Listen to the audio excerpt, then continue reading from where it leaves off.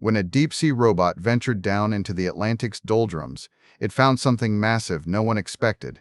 But while news cycles celebrate this as a scientific breakthrough for biology or geology, they are missing the real story beneath the waves. The ocean floor is no longer just a frontier of discovery. It has become the new chessboard for great power competition. We tend to focus on surface naval drills and aircraft carriers, yet our global economy rests entirely on invisible infrastructure, undersea cables and pipelines, that states can now silently target or sabotage from below. This is not about finding new species. It is a strategic wake-up call regarding who controls the physical layer of the internet and energy grids beneath the waves. The narrative has shifted fundamentally from pure exploration to one of acute strategic vulnerability. For decades, deep-sea robotics were viewed strictly as tools for scientific discovery, mapping coastlines or cataloging marine life.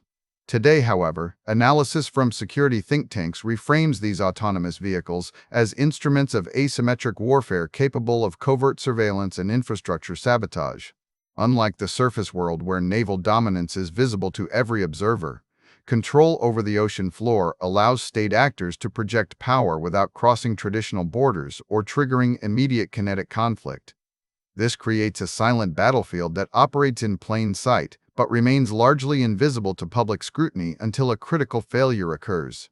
Consider the backbone of our modern existence. Global telecommunications cables and energy pipelines form a fragile network connecting every major economy on Earth. Yet, these assets lack adequate defense protocols against emerging threats like autonomous underwater vehicles.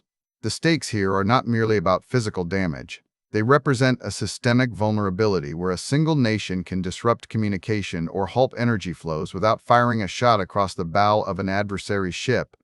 In this new domain, the ability to operate unseen and undetected is more valuable than sheer firepower. Quick resource note. I keep a curated set of Amazon search links in the description for books, gear, and tools relevant to this channel's topics. Some are affiliate links, so I may earn a commission at no extra cost to you. Please consider supporting the channel by using those links if you find something useful. This shift has triggered what experts call a data revolution in ocean security. Control over genetic information, bathymetric maps, and high-resolution satellite imagery now dictates who can dominate marine resources and navigate contested waters effectively. It is no longer enough to know where the ships are. You must know the shape of the seabed itself. Unequal access to this geospatial data allows superpowers like China and Russia to exploit gaps in governance that were previously invisible. If one nation possesses a detailed map of the ocean floor while an adversary does not, they hold the strategic advantage of knowing where cables run deep enough for protection or shallow enough to be cut with relative ease. The consequences of this imbalance are already visible in our most unstable regions. Nowhere is this more critical than in the Arctic, which has opened at a rate faster than any other region on Earth due to climate change. Currently, only 2% of Arctic waters are charted to international standards. This vast zone of uncharted territory creates a dangerous vacuum where new shipping lanes and untapped resources can be contested before rules or security protocols are ever established. It is a race against time where geography dictates leverage. Whoever maps the seabed first gains the ability to control the future arteries of trade in that region. Beyond the Arctic, we see similar dynamics playing out through what strategists call gray zone tactics. Great power competition is increasingly conducted through opaque means that blur the line between civilian and military activity. For instance, China's expanding distant water fishing fleets and maritime militias in the South China Sea serve a dual purpose. They secure economic assets while simultaneously masking military intelligence gathering or coercive positioning under the guise of civilian work.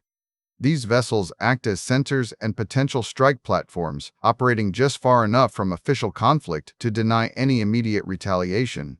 This strategy allows states to assert dominance without triggering the escalation that would follow an overt naval deployment.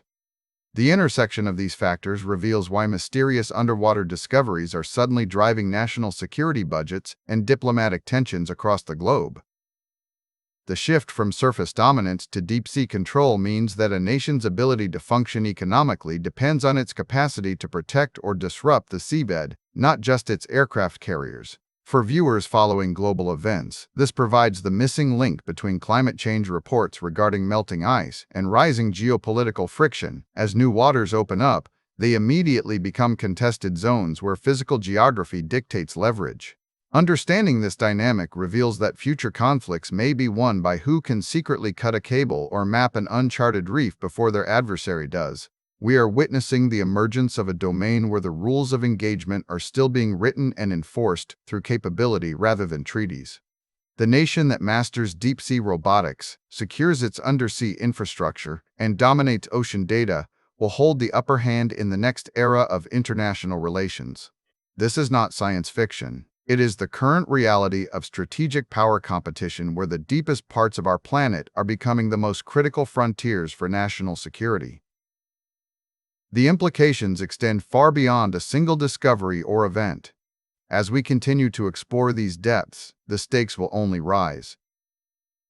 The invisible war beneath the waves is real, and it determines who holds the keys to the global economy in an increasingly contested world. We must recognize that geography has shifted.